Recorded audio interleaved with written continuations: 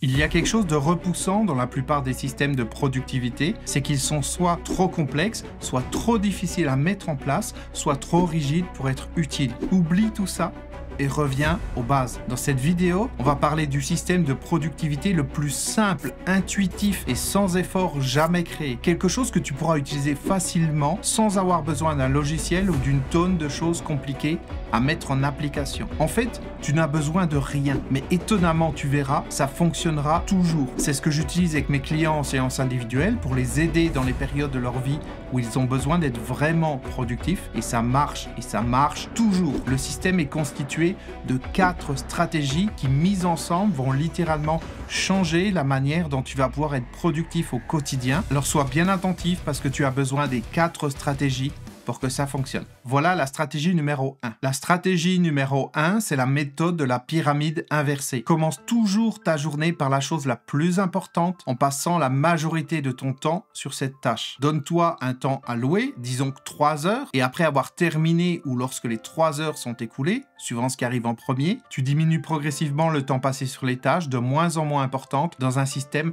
à 3 niveaux. Tu passes 3 heures sur la chose la plus importante, ensuite 2 heures sur la deuxième chose la plus importante et finalement 1 heure sur la troisième chose la plus importante. C'est à peu près tout. C'est aussi simple que ça. Pas de calendrier compliqué, pas de planification folle à l'avance. Tu t'installes, tu mets un minuteur pour 3 heures, tu actives le mode avion sur ton smartphone et tu te mets au travail. Le temps que tu passes dans chaque emplacement de la pyramide inversée est arbitraire. Personnellement, j'utilise le système 3-2-1 parce qu'il est facile à retenir et qui me donne suffisamment de temps pour un travail solide. Mais décide ce qui fonctionne le mieux pour toi. La partie la plus importante de tout ça, c'est de choisir ce qui va dans chacun de ces 3 créneaux. Ne mets pas de choses stupides ici et ne perds pas ton temps. Pense à ce que tu essayes d'accomplir. À quoi ressemblerait ton objectif dans son état final et ultime? Quelle est la chose la plus importante que tu pourrais réaliser dans les 3 prochaines heures au service de cet objectif qui, si elle était réalisée, te ferait avancer de 80%. Et ça, c'est le cœur de la stratégie numéro 2,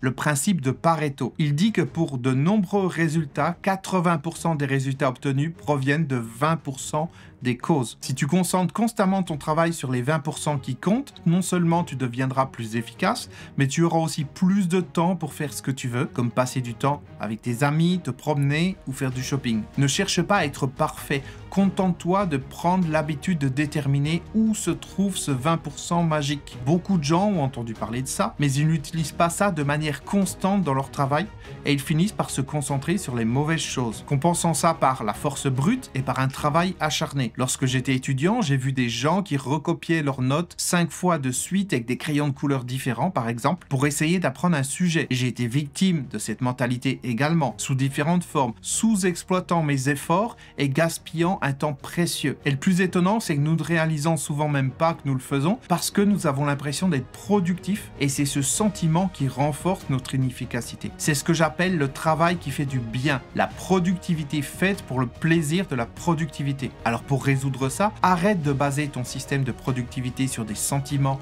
et des émotions, mais utilise ton cerveau et sors de toi-même. Demande-toi, y a-t-il une meilleure façon de faire ça? Quelle est l'étape suivante la plus stratégique? Si tu te coachais toi-même, que te dirais-tu de faire si tu ne pouvais accomplir qu'une seule chose aujourd'hui? Quelle serait cette chose? Lorsque tu as une réponse, c'est ce que tu fais ensuite. La chose la plus importante et la pyramide inversée dicte que tu fais cette chose la plus importante en premier et plus tôt tu commences ça dans la journée, mieux c'est. Idéalement juste après t'être réveillé. Tu sais, tu te brosses les dents, tu vas aux toilettes, tu prends une douche rapide et tu commences tout de suite. Pas de système de rappel sophistiqué, pas de planification minutieuse, juste fais-le, commence et termine la tâche. C'est tout. Une fois terminé, répète le processus de réflexion, détermine quelle est l'étape suivante la plus stratégique et passe à celle-ci. Ta chose la plus importante peut évidemment varier de jour en jour, mais c'est l'idée. Concentrer ton cerveau à réfléchir de manière critique sur ta situation et t'adapter à l'instant. Le gain d'efficacité sera énorme lorsque tu tireras constamment parti de tes efforts. Par exemple, si tu veux percer sur YouTube, tu dois t'améliorer pour développer une compétence, pour filmer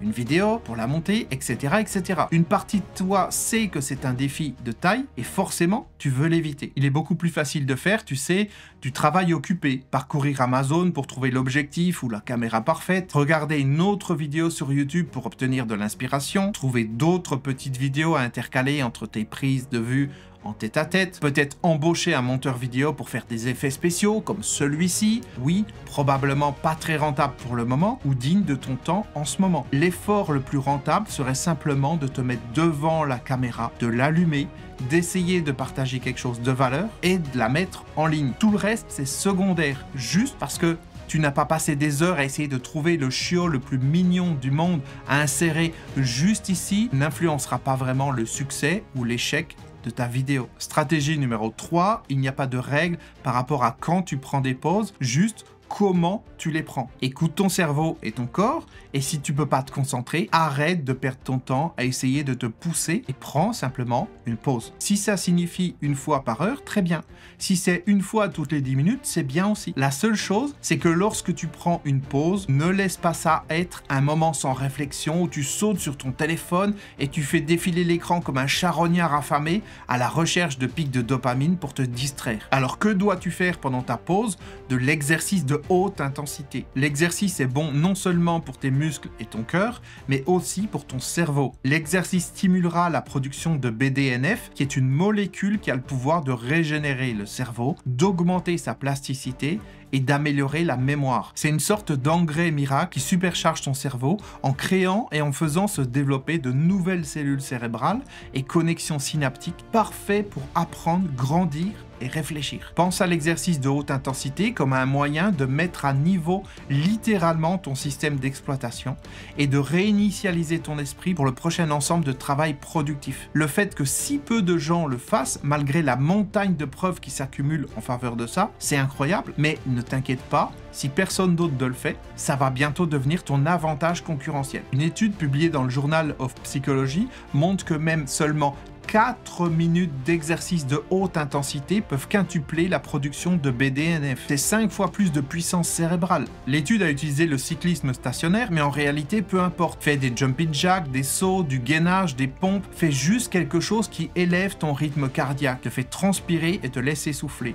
Puis prends quelques minutes pour reprendre ton souffle, te calmer et retourne au travail. Et enfin, la dernière stratégie du système, qui est la plus simple de toutes, j'hésite presque à la mettre ici tellement elle est simple et évidente, mais bon, pour être complet, la voici. Concentre-toi. Lorsque tu décides de travailler, travaille. Débarrasse-toi de toutes les distractions. Ne fais pas plusieurs choses à la fois. Ne réponds pas aux messages textes. Ne mets pas Netflix en arrière-plan. Je n'étudie ou ne travaille que rarement avec de la musique parce que je veux que 100% de mon cerveau soit concentré sur la production de mon meilleur travail. Notre cerveau ne dispose que d'une bande passante limitée. Alors pourquoi est-ce que je sacrifierais même 10% de cette précieuse ressource et me donner un handicap avec quelque chose qui me distrairait? Concentre l'énergie de ton cerveau et utilise pleinement ton temps pour obtenir ce que tu veux. Voilà, c'était le système de productivité le plus facile, simple et intuitif jamais inventé. Si ça t'a été utile, assure-toi de le partager avec tes amis, avec toutes les personnes qui en ont besoin, puis dis-leur de s'abonner à ma chaîne YouTube et de me suivre pour plus de stratégies